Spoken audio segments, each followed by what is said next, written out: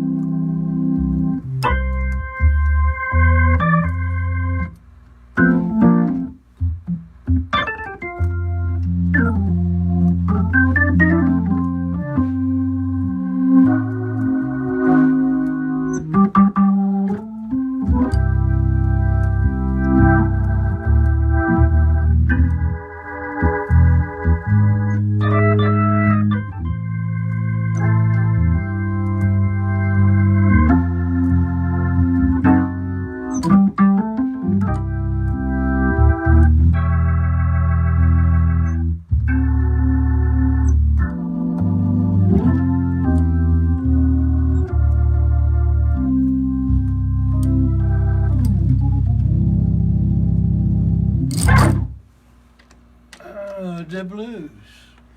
Welcome, my friend, to the Jake Feinberg Show. So glad to be here on as we speak, Sunday morning.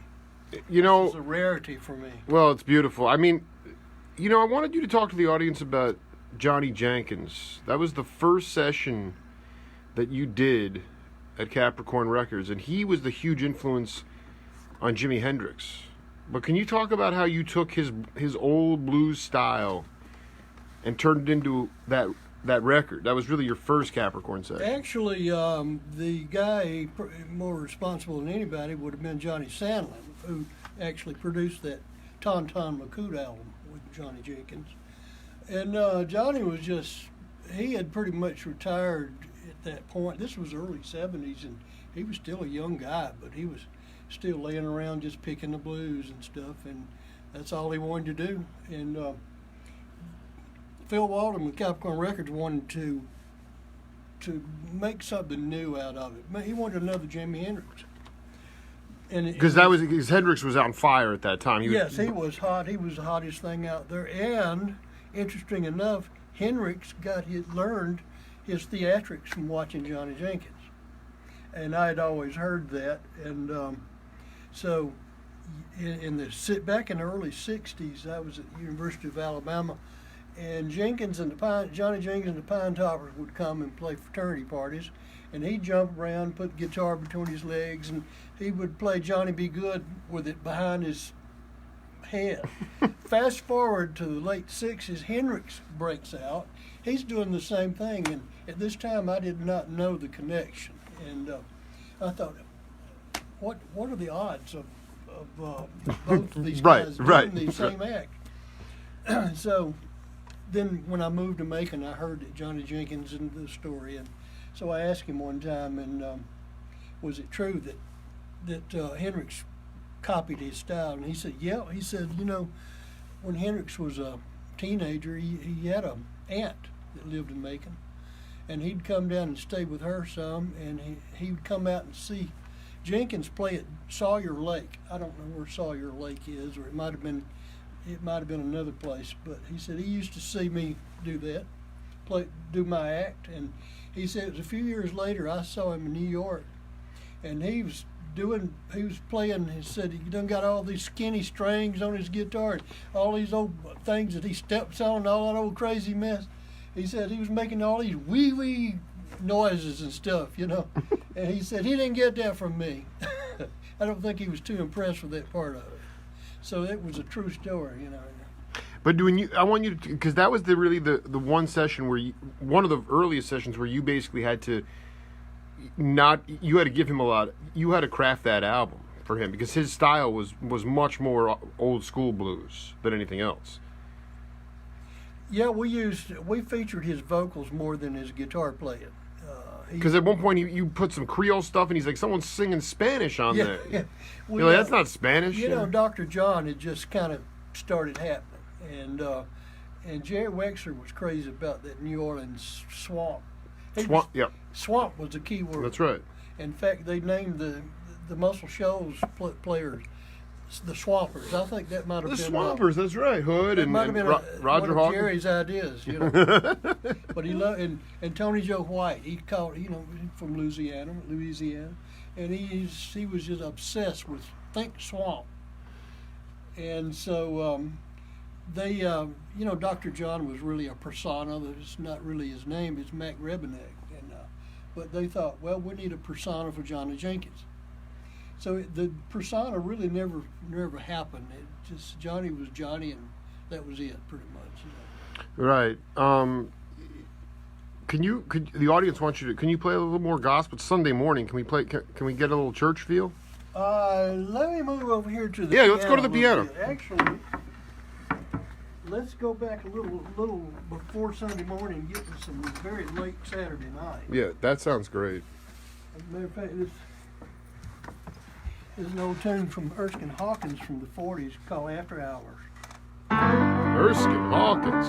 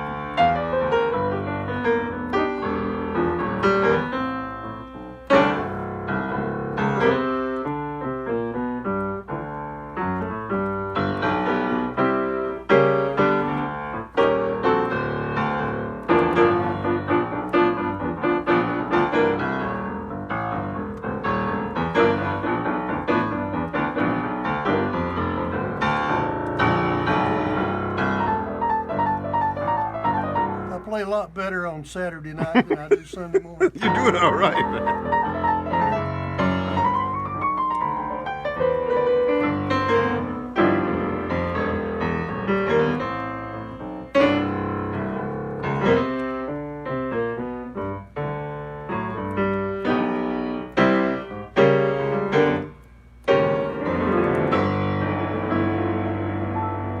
That's part of it anyway. You don't have to stop. It's still Saturday morning. It's a Saturday night, man. I can't even think how the rest of it goes. But anyway, that's After Hours. Let me ask you. I want to ask you a question about to talk to the audience a little bit about. You saw the Animals on their first U.S. tour. Eric Burden when they came in, and they had a stand-up organ. It sort of changed my explain how music yeah. direction. I had been a guitar player for probably 10 years, and all of my heroes were guitar players. And who were they? Like Chet Atkins and those guys? Chet Atkins and the Ventures. Oh God! I wish I could be 14 years old again and rediscover the Ventures all over again. But anyway, I played in bands and for about 10 years and So I saw the Animals come over, and Alan Price was playing that little Vox organ. I'd never seen a portable organ like that, and I thought, man, that is so cool. And we were already, the band I was in, we were doing the House of the Rising Sun, which was their big hit at the time, and I thought, I bet I could play one of those if I had one. And so sometime later on, it couldn't have been more than a year or so, I bought my first portable organ. And we had presto, we could do House of the Rising Sun realistically. And probably wasn't more than 6 months later, I came across a Jimi Hendrix album, which really opened all the doors in the world. I thought, this thing I'm playing on is a piece of junk. I got to have a Hammond organ. And so I learned what B3 Hammonds were, and that changed my whole life. It was actually off a Hendrix record, or was it when you saw Jimmy Smith play live? When I saw Jimmy Smith. You saw him, and you saw him at the Whiskey A Go Go? No. You saw him with the drummer. Just him and the drummer as a duo. Let me back up. Yeah. When I said I came across a Jimmy Smith. Not Hendrix, Jimmy Smith. Did I say Hendrix? Yeah, it's all right. Hendrix. I'm not thinking, well, we were talking because we were doing Johnny Jenkins before. No, I never heard Hendrix play B3, but Jimmy Smith. Finnegan played B3 on that, yeah. So I found one of his records, and I had to learn how to make these sounds. And as a matter of fact, I just met Dwayne and Greg Allman, and Greg was playing a Vox portable organ. And I told him about my Hammond, and I don't think he'd ever seen one, and he came over to my house, and I sat down and played a little bit, and he was just awed by the sound of that keyboard, and he couldn't wait to put his hands on it. So I think he put it to good use. So, and probably within a year, he and I were both in the same group together. So we were playing the Hourglass, playing my Hammond, and also a Wurlitzer electric piano. That was the standard two keyboards of the time of the '60s. Did you layer on top of each other, or did you stay out of each other's ways? I mean, how did we had them side by side? That's what I'm saying. Because we were moving. He and I both played keys, and we'd switch back and forth from the organ to the piano, and then we both played some guitar, and we got the guitar amps right behind us, so we were jumping around with different instruments. You know, because when you saw Jimmy Smith, the master, really, I mean, there are a few other cats as well, but you know, you said you were listening to a percussive element coming out of the B3 that blew your mind. The colors were. That's what. Can you break down that album? When I heard that first Jimmy Smith record, I thought those the percussion, those little bell tones, you know. You're right. That only the Hammond can get, and I thought, my, this Farfisa don't do that. And I finally got to see him play one time, and he played the Whiskey A Go Go, and just him and a drummer. And he's walking bass pedals the whole time, just tearing it up. I can just barely tie my shoe and put my feet in one direction to walk, and this cat is just tearing it up, you know. I want you to talk. Do you have synesthesia? I mean, you said you hear sounds as colors. Can you talk about that? I don't know if it's something you can describe, but they do, you know, certain tones and licks and things.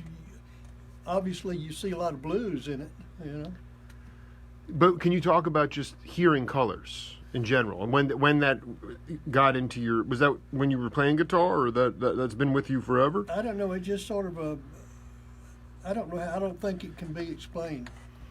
It's just something in your mind's eye, you see when you hear certain licks and kinds of music, tones. People want you to keep playing. It's Sunday morning here. We're with the legendary Capricorn producer and Studio Shark, Paul Hornsby. You want to play something off your new album? Let's see. Let me come back to it in a few minutes, maybe. And it'll give me some time to think. I want you to talk a little bit about Bill Stewart and Tommy. I just talked to Tommy Talton, and best wishes. He's going in for some surgery. I love the guy so much, dude. I love this region of hotbed of music, but they are your studio cats here, Stewart and Talton. When did you first meet Tommy Talton? Early days of Capricorn in the early 70s. They, Tommy Talton and Scott Boyer and some other guys came up from Florida, and they had a band called Easy, and they were sort of a folk rock kind of thing. Easy. I did, yeah. And I guess the name didn't have enough impact, and somebody came up with the name Cowboy. They were the farthest thing from being cowboys you ever saw, but it was a good name. Really, they were not. I mean, I don't know if any of them ever been on a horse. They had the hat, maybe, from time to time. They could play the part, but they were not authentic cowboys. Right. But anyway, Talton came into the studio one day. I mean, I just want you to, even a good memory. Just talked to him the other day. He played a gig last night with Randall Bramlett and Stewart over at this barbecue festival, Blues and Barbecue. But you talk about Tommy Talton. What so you like? They had the band called Easy, and then it was changed to Cowboy, and then just being in the studio every day, hanging out. I mean, there's nothing to do in Macon back then, especially, and we all were new to town. We came here, and most of our studio gang came here in '69. We didn't know anybody, didn't know anything to do, and didn't have any money to do it with if we found anything to do. So we just hung out at the studio. And was it a dry town? No. So you could drink whiskey or yeah, but there's one. I think there was one club here in town, and it's still in existence, Grant's Lounge. Oh. And so that was the place to play, and of course, if you need little funds, you go there and you might make $1 or $2 from the door. And everybody that's ever made music in Macon has played Grant's Lounge. Oh, I might have to go roll over there today. It's still a joint. You'd find them open today on Sunday. I don't know. So you guys hung at the studio, and somehow Easy stumbled. I mean, but the studio had a name in the town. Well, it was Capricorn. Capricorn, thank you. Yeah. So Tommy Talton, Scott Boyer, they sort of became the rhythm section. They were always there, and so we'd say, "Hey, man, play on this." And so all of a sudden, there we are doing a session, and so you could always count on them. They were always there, and they were the right ones to do it. And so they became part of the second Capricorn rhythm section. Were you one of the cats? Did you have a philosophy? Like I talked before with you about Gene Page, who was Barry White's musical director, and he might just give chord charts, very basic chord charts, to David T. Walker, Wilton Felder, and Ed Green, that rhythm section. If you were producing and not necessarily playing, would you just give very simple chord charts to the cats? What was it less? I never did care for the Nashville number system. Can you break that down for the people around the world watching? People are having a ball watching this. It's based on, instead of writing keys like C, F, and G, and what have you, you write numbers. Instead of C, if you're doing a song in C, that's your 1 chord, and your F is your 4, and your G is your 5. So you do that when you're figuring it out and teaching the song to all the musicians. You haven't really decided yet on what key you wanted the song to be in. Ah. So you may have it written out for a girl singer, and then all of a sudden a guy comes in, he wants to do it. So instead of having to take the charts and rewrite them completely, you just go by the numbers, and the numbers will transfer to any key on the piano. What's your method? What was your preferred methodology? I'd rather I'll write it out in numbers if they want to, or maybe somebody else has written it and I'll take it. But if I have time, I'll eventually write. Once I know what key we're going to do it in, I'll write the keys out, because it's a little bit of a lag there, having to transpose in my head. I'd rather just see C, F, and G on there. One of the things people may not know is that Marshall Tucker, did you just get hip to them? I mean, when you were going to produce their first album, did you make it a point to go see them live to get a feel of it? Because this is an important thing, because a lot of people don't realize that, in fact, you were in the studio with. I'll let you fill in the gaps. I'm just saying, after you saw them live, they played a burning show live. But then in the studio, it was like something was missing, And how did Actually, you know? It's just break the story down, and then the piano part, which made it potentially a pop hit. The Wet Willie band were a Capricorn band, and they were playing somewhere in South Carolina or someplace, and they came back really raving about a band that they played a show with, and they told Phil Walden about it, and told him so many times. He said, "Well, okay," he says, "let's bring them to Macon and let them showcase."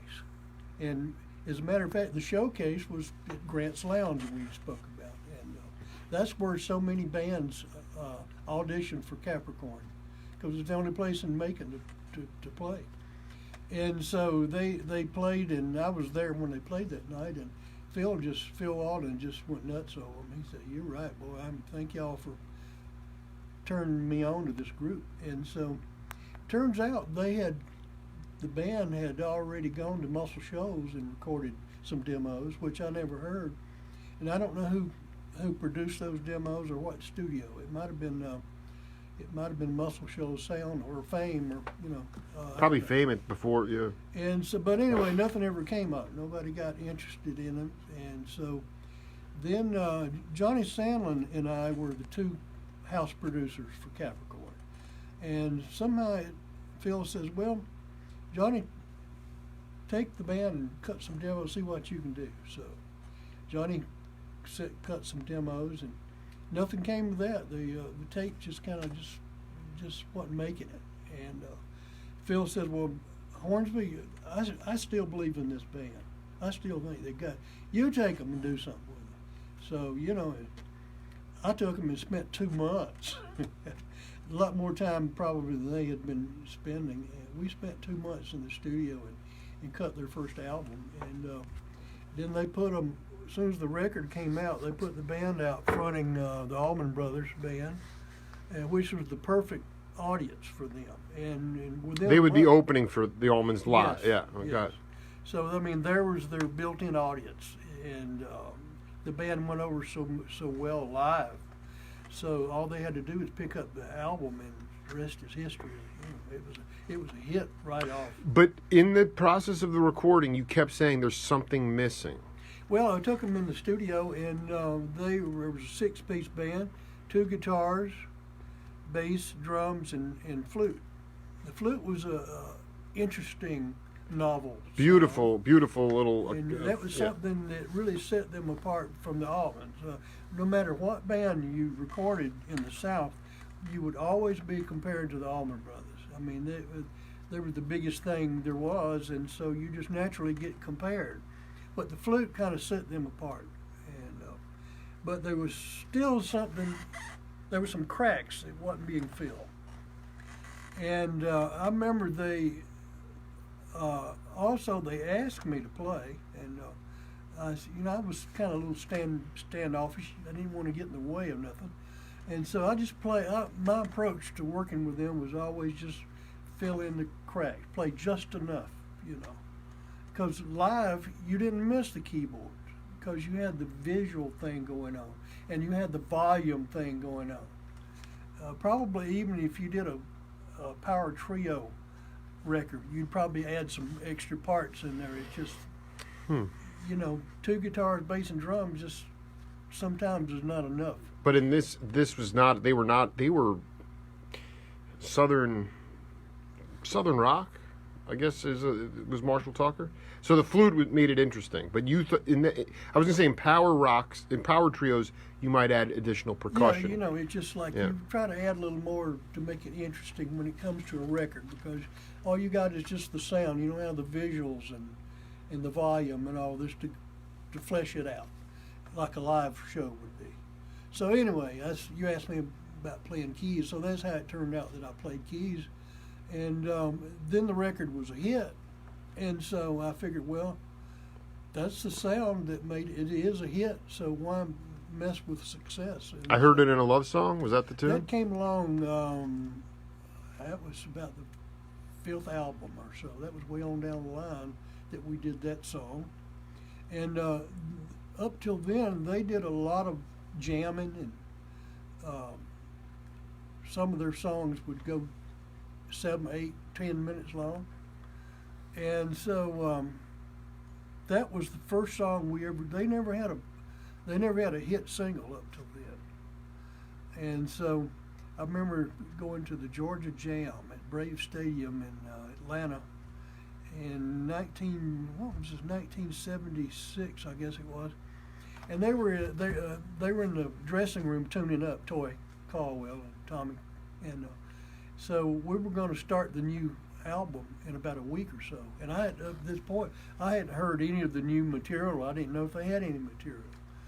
And generally they didn't. They had Toy would write most of the songs, and he would have a general idea about a song he'd written, and then they'd come in the studio and then they'd flesh it out and take this off, add that, and try this, try that.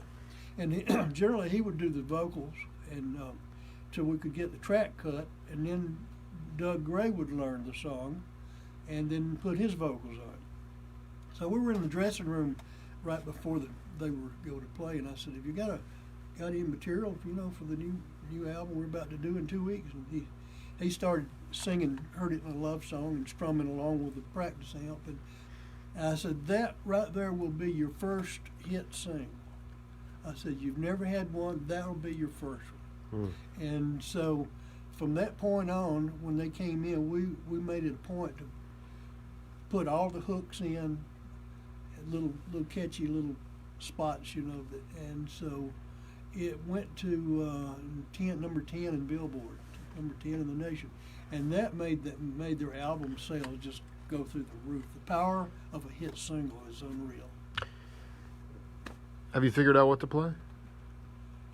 I've been talking too much. You bring something. People want to see you play a little bit. Let me think about it. Yeah. You talk about, with Greg and Dwayne. I mean, do you still get visits from them in dreams? What's your connection to that? You were so tight with them for so long, and in some ways, regardless of whether Hourglass was ever... Not really. No, it was a long time getting used to the idea that Dwayne Allman was no longer around. He was so bigger than life, and then all of a sudden he was snatched away, and it's like when somebody like Elvis died. It's like people still see Elvis, but you just can't believe it that somebody that bigger than life is no longer here. Well, then you actually knew them too. I mean, it wasn't you were just, it wasn't like you were a crazy fanatical fan. You were, talk about that. I mean, how has his spirit remained?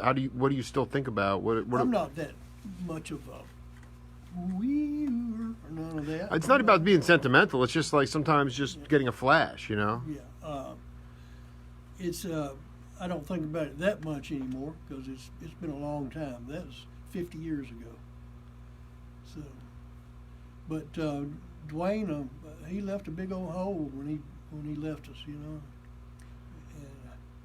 it was hard to fill that up, and it's still surprised that they were able to carry on and fill up that hole, Yeah, Bill Stewart, the drummer, said that he felt bad for Greg. Was real lost. Obviously, he was shattered by the whole thing. But then when they got it, because Sandlin was the leader. He was of the two brothers of the band. Whatever Dwayne had a part in, he was the leader. He was just a born leader. And well, I want you to talk about how you guys put together with Greg, he had a bunch of tunes that the Allman Brothers really weren't that hot on playing, so that's what he put down on Laid Back. And with Stewart and yourself and Buzzy Featon came down for that session. Can you talk about how Capricorn moved on after Dwayne left? I didn't play a lot on the Laid Back album. I played something. I can't even remember what I played. You did play, yeah. My picture's on there, so I must have played. But I was really busy at the time doing the Marshall Tucker Band. And so we'd run 24 hours a day in the studio, and they'd be working on the Laid Back album, Greg's album, and then the other end of the clock, I'd be coming in working with the Tuckers. So at some point in there, cross paths, and I'd sit down and played some clavinet or some kind of. I think, as a matter of fact, I played clavinet. I know, remember, and the album credit says I played clarinet. I wouldn't know how to hold one. This talk about what your. How often do you play live gigs today? Very seldom. I might do 5 or 6 gigs a year, maybe. You know. And usually it's kind of sort of cameos, walk-ons, and play 1 or 2 or 3 songs with somebody that's already a star of the show and is a guest shot or something. You know? What in a live setting? What's your most important thing that you want to get across? Is it touching people's hearts at this point? I mean, what is when you do get on the bandstand and play for people? What is your to hell with them? It's all about me. Right. No, because I mean you have to be. You got to get off before the audience is going to get off. Actually, I'm one of the shyest people you ever saw on stage. Well, not on this interview. And, on stage you are. And interesting enough, Greg was extremely shy too. You tell that story tell that story. He and probably me too. We have the perfect instrument to play on stage because we can. It's a B3 is massive. You can get behind it. You know, you peep out every now and then. You know, and it's just a little security barrier right there, and so it comes in handy where I'm concerned for sure. What was the variety show that they asked Greg to come out and sing, and he was just petrified? He was. Oh man! Can you tell that story? That's a long story, but people want to. Yeah, well, what? We went to. We were playing in St. Louis, Hourglass. Well, we hadn't even have the name. I think we were still working under the name the Almond Joys, and we had this was our first gig after we came out of rehearsal, the garage in North Alabama, and we got a gig in St. Louis at Pepe's A Go Go, and Bill McEwen, the manager of the Nitty Gritty Dirt Band, he and the Dirt Band were coming through St. Louis and on tour promoting their first album. And they came into the club where we were playing, and he was just mesmerized. He by the Joys. Yes. He loved the Joys, and you guys had like a Vox Farfisa thing going on at that point. No, we had my Hammond. You had the Hammond at that point. Yeah. Interesting. And before then, the Almond Joys, Greg had the Vox. But once I joined them and Johnny Sandlin, we turned it all around. it later became known as the Hourglass. So anyway, he talked us into coming to L.A. and basically we were a Southern rock band, as you can imagine. But it wasn't referred to as Southern rock. That term hadn't come up yet. And we, of that kind of sound, we were probably the first band that had that. There were plenty of bands from the South and all, but those particular ingredients that could be defined as Southern rock, that's who we were. And West Coast, I mean, they at that time, they knew Jan and Dean. They knew surf music, and that wasn't what we were. And they didn't know, we didn't jump around and set our armpits on fire. We played music, and we just played. Played to burn, yeah. And they thought, what's for this, why you're not writing 3-minute singles and aiming at AM radio? Yeah, right. And so right. We can't be bothered with that. We got to play music, man. So they tried to turn. They recognized Greg as being the talent, but somehow they just kind of ignored Dwayne. I don't know how anybody could have ignored Dwayne Allman. Well, they were looking at the superficiality of it, right? Well, they were so used to having that singer out front with a backup band.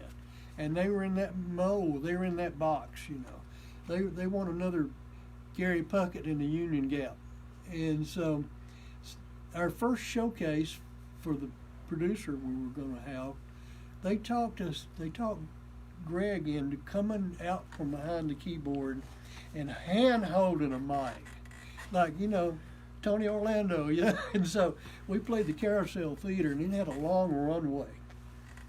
And So we were doing, I'll never forget it, A Change Is Gonna Come, the old Sam Cooke song. And Greg always just killed that tune. But they had him to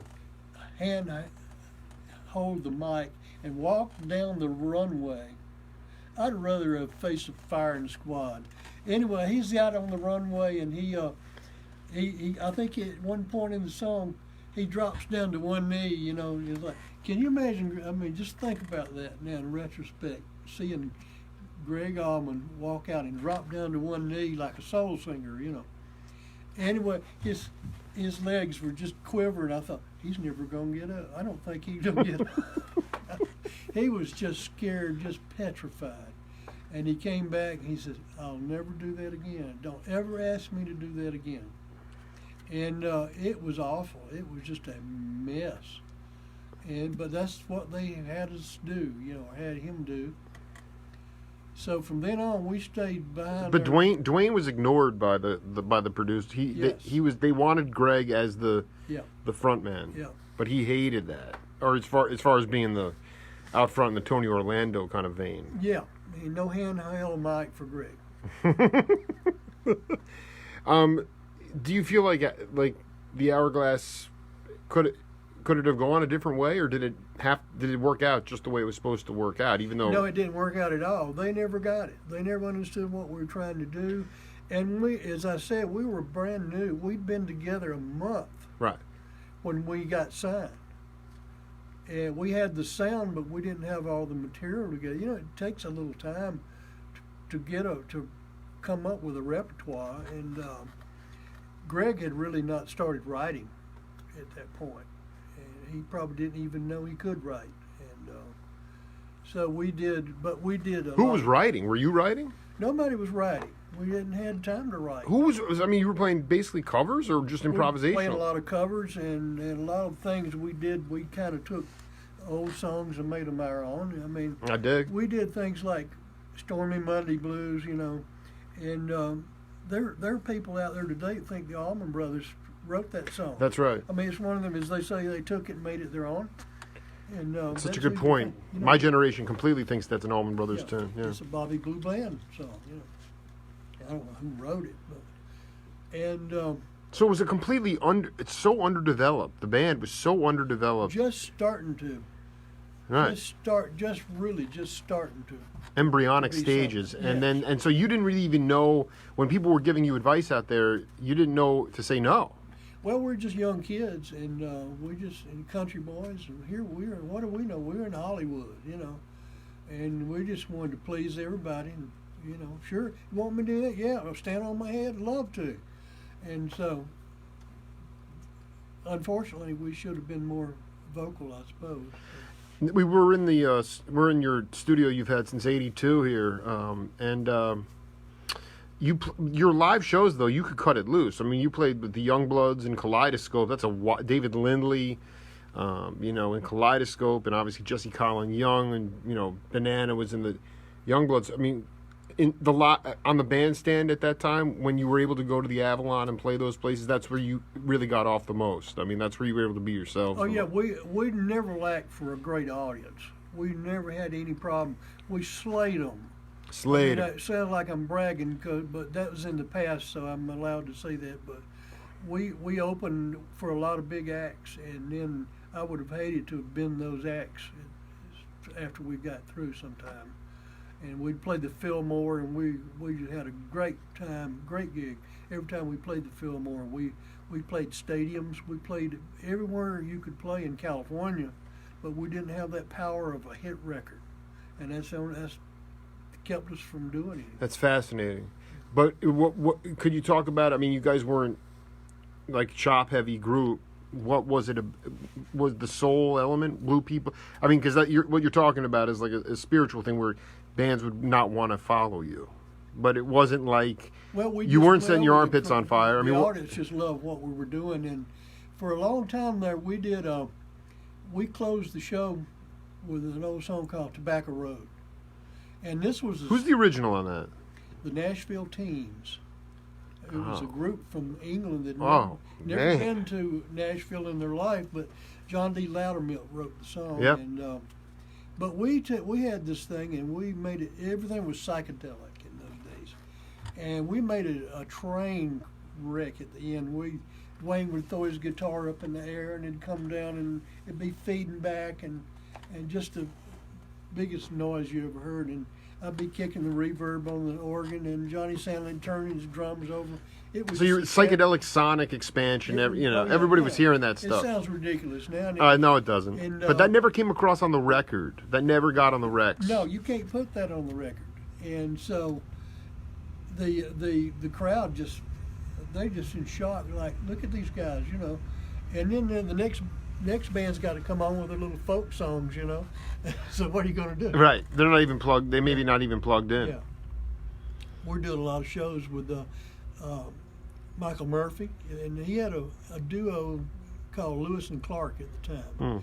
So they were kind of folky, and they were a good band. We played with them a lot. The Buffalo Springfield.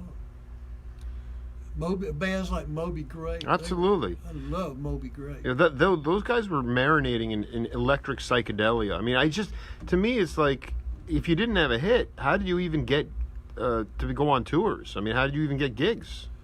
We just, it was, well. Did you have a connection to the film? They did, the strategy, or lack of strategy, our manager didn't want us to play very often, because he said it would make you cheap if you play too much. You're overexposed. So in the meantime, we might not be cheap, but we're starving. Starving to death, dude. And so occasionally they'd book us in some little club out on the outskirts of LA, some little place you never heard of, just so we could eat next week. And we were real skinny in those days. Fillmore West, though, that's Bill Graham. I mean, how did you even get on the radar there?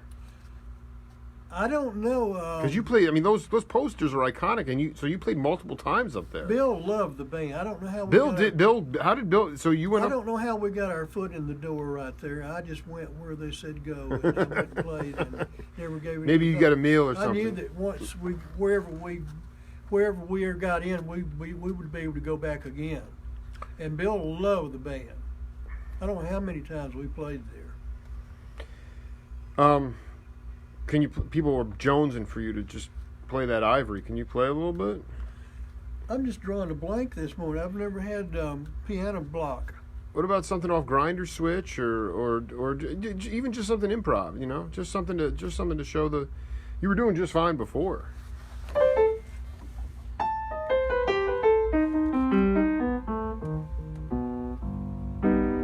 Well, I get high, blood pressure when you call my name. I get high, blood pressure when you call my name. I get high, blood pressure, baby, when you're by my side. I get high blood pressure when you're by my side. Yeah, I get high blood pressure when you talk to me. I get high blood pressure when you talk to me. I get high blood pressure when you're by my side. I get high blood pressure when you're by my side. Eyes go to jumping like a cat on a string. Hearts are jumping up and down like a spring. Cold chills running up my spine's true. My face goes to sweating, and it's all because of you. I get high blood pressure when you talk to me.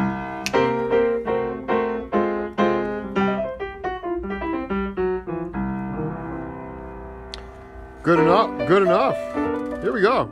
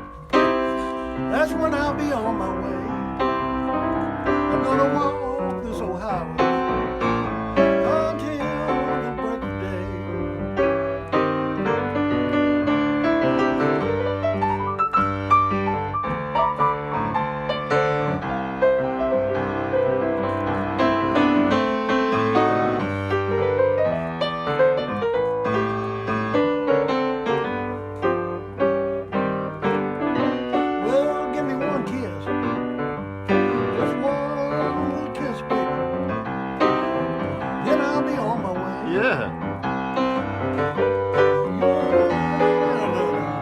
Can't remember the words. I got the key to the highway. Bill out and packed to go. I'm gonna leave you running. Cause walking's way too slow. And when I leave this time, baby, won't be coming home no more.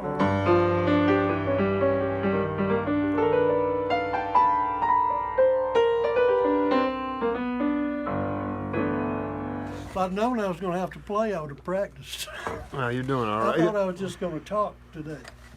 Well, I guess a little bit. Nobody wants to hear us just gabbering the whole time. But the truth is, Paul. Before my phone battery dies, I wanted to talk to you about your relationship with Johnny Sandlin, and for cats that are going to watch this interview in 50 years, what did Johnny Sandlin? I mean, Bill Stewart, when he got to Capricorn, Sandlin was doing everything 10 times over.